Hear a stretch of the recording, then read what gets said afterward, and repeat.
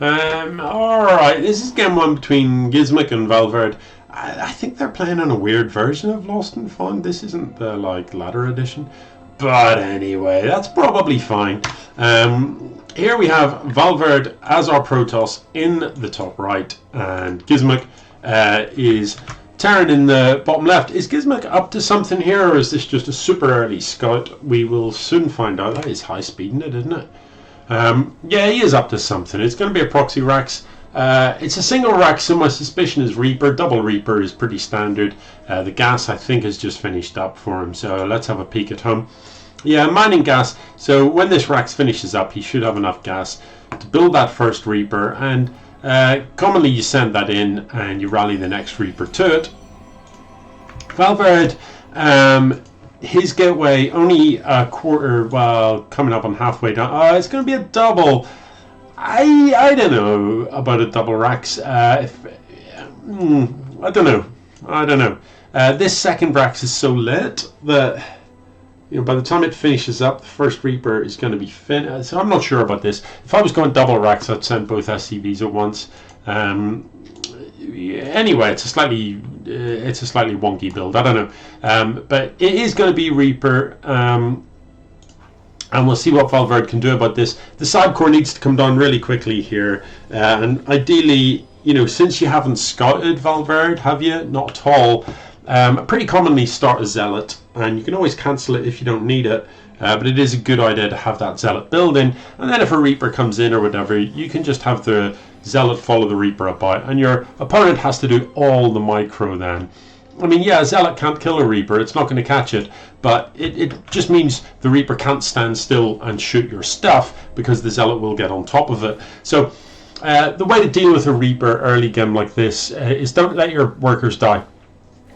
If you're the Reaper player, don't try and shoot the gas workers, because they disappear into the gas.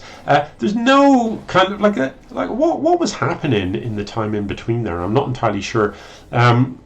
Yeah, so send those workers back to mine, and otherwise they're going to start dying.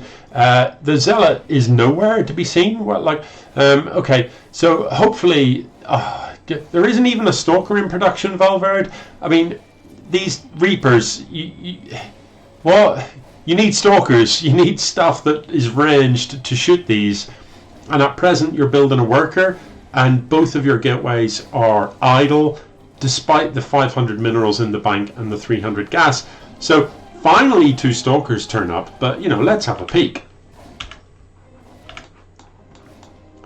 Right, this Reaper is in and Sidecore finishes up now, and we are at 2 minutes 15, and there is enough gas, enough minerals to build Stalkers. So at 2:15 we could have a Stalker in production. At 2:15, here we are 15 seconds later, and there's still no Stalkers in production. There's nothing in production, in fact. 30 seconds later, no Stalkers in production. The Zealot is actually attacking the side core. Finally the Stalkers turn up.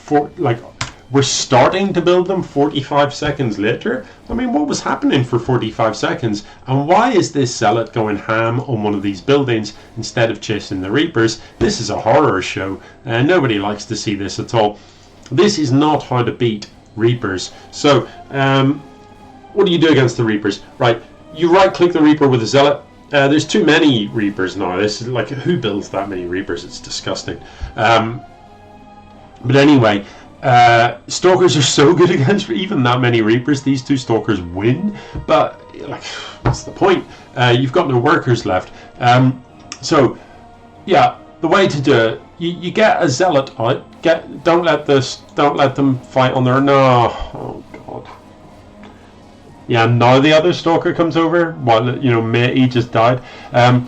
Anyway, yeah, don't fight one unit at a time ever. No matter what your unit composition is, but I will at some point get to tell you the way to deal with this. So look, again, the other Stalker on its own. Yeah, this game's over, just get on with the next one. What you do is right click the Reaper with your Zealot. Okay, that means all the micro has to happen from your opponent, and you don't worry about it. Chrono out the Stalkers as soon as you can get them out.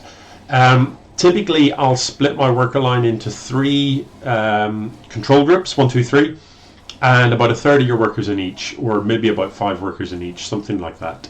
And the way you do it, you tap 1 and you A-click toward the Reaper. And the Reaper has to micro back from those workers, and you keep a little eye on them, and as soon as they start getting anywhere close to danger of one of them dying, you right click on your minerals, you tap 2 and you A-click towards the Reaper.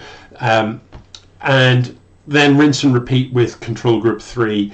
And the idea is that the Reaper's always having to micro back against enough workers coming towards it for it to be trouble. And then you cycle the workers and they're back home and their shields are recharging or they're healing up or whatever. The Reaper never gets any kills. Your opponent's doing all the micro in the world. You're doing no micro other than like control group 1 A-click. Control group 1 right clicks and minerals, 2 A-click. That's all you're doing, and that whole time you're focusing on keeping your production up, getting your stalkers out, continuing to expand, continuing to do all of the things that your opponent isn't doing, because all of their APM is dancing about with their Reaper, pretending to be a pro when actually they're losing. So that's what you do, and if you do that, Reapers just look stupid. They just no. You're not going to look at any pro game. The Reaper comes in, it dances about, it's annoying, but what it does is scout and get out. What it doesn't do is win. Anyway, that's